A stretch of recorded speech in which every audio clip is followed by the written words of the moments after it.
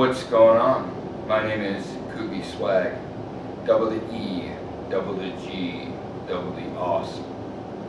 Welcome back to the Halloween special. I must warn you that the following may not be suitable to some people due to its graphic nature. If you are naturally queasy, I suggest you stop watching this video now. If you are brave enough, continue on.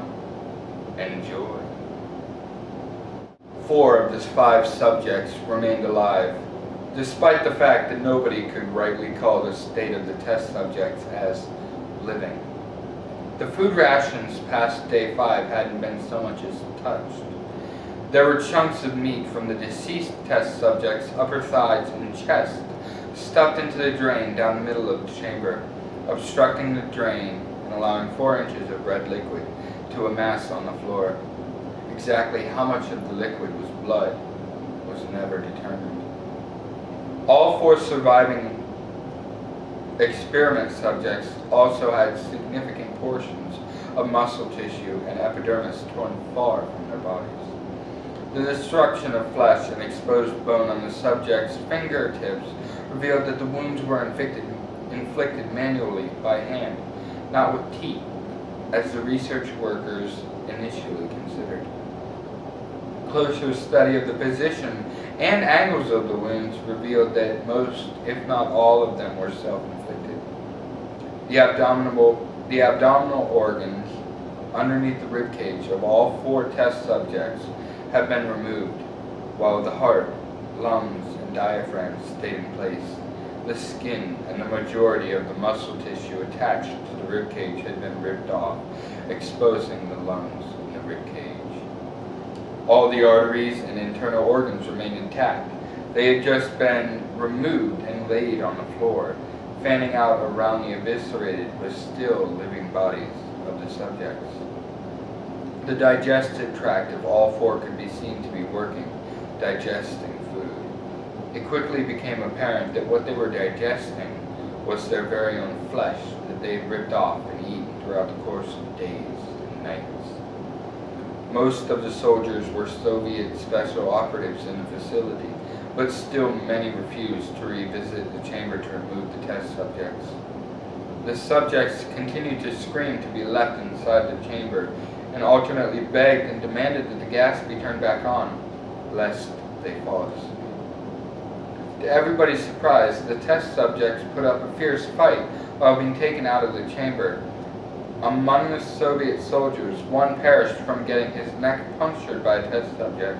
Another was gravely injured by having his testicles ripped off and an artery in his leg severed by one of the subject's teeth. In total, 5 of the soldiers following the incident took their own lives after being witness to their comrades' deaths.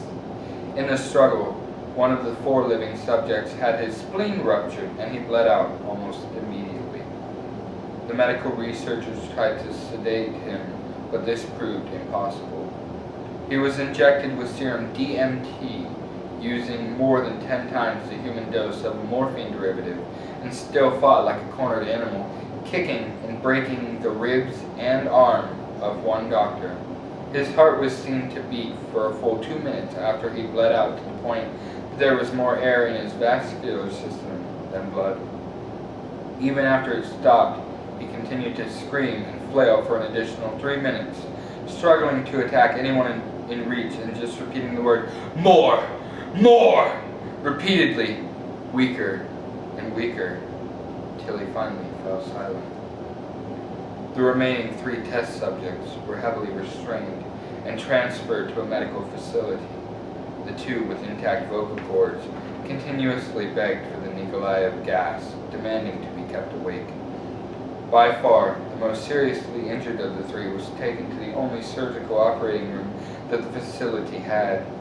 In the process of preparing the subject to have his internal organs placed back within his body, it turned out that he was effectively immune to the sedative they'd given to him to prepare him for his surgery.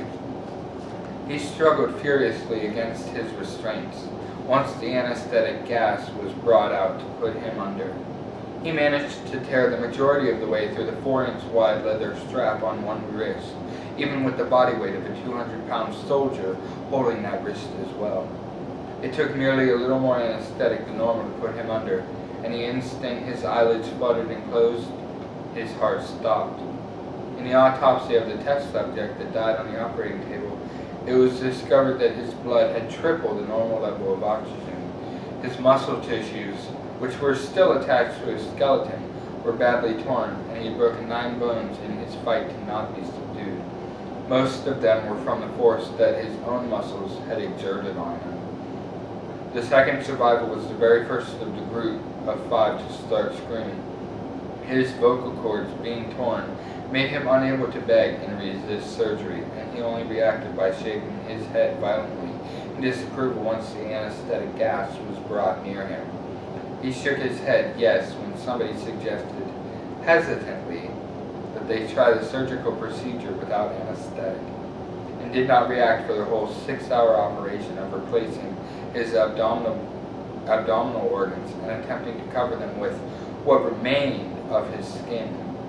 The surgeon presiding stated repeatedly that it shouldn't be clinically feasible for the affected prisoner to be alive.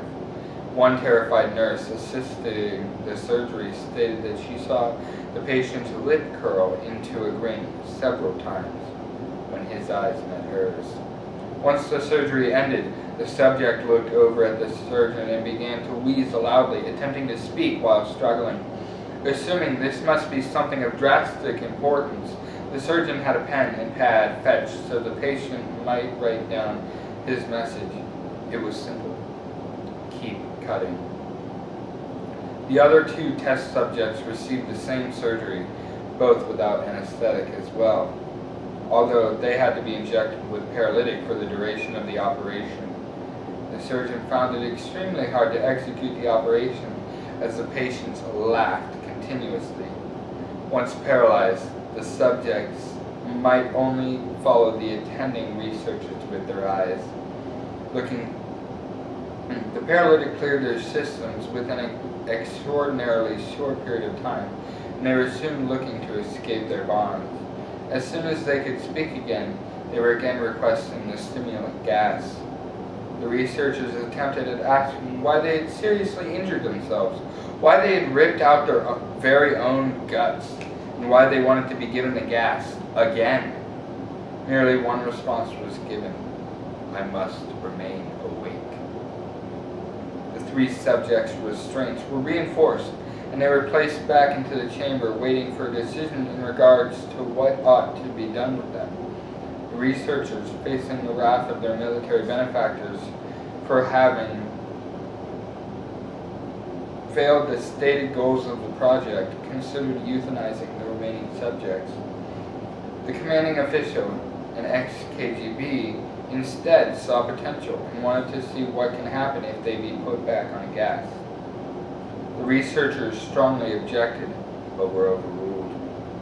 In preparation for being sealed in the holding chamber again, the subjects were connected to an EEG monitor and had their restraints padded for long-term confinement. To everyone's surprise, the 3 stopped their struggling as soon as it had been let slip that they were going back on the gas. It was obvious that at this point all 3 were putting up a great struggle to stay conscious. One of the subjects that could talk was humming loudly and consistently. The mute subject was straining his legs against the leather bonds with all his might. First left, then right, then left again, for something to concentrate on. The remaining subject was holding his head off his pillow and blinking rapidly. Having been the first to be wired for EEG, most of the researchers were overseeing his brainwaves in surprise. They were normal more often than not, but sometimes flatlined inexplicably. It looked as if he were repeatedly suffering brain death before going back to normal. As they focused entirely on the paper scrolling out of the brainwave monitor, only one nurse observed his eyes slip shut at the same moment his head hit the pillow. His brainwaves immediately changed to that of deep sleep, then flatlined for the last time as his heart simultaneously stopped. The sole remaining subject that could talk started screaming to be sealed in now. His brainwaves showed exactly the same flatlined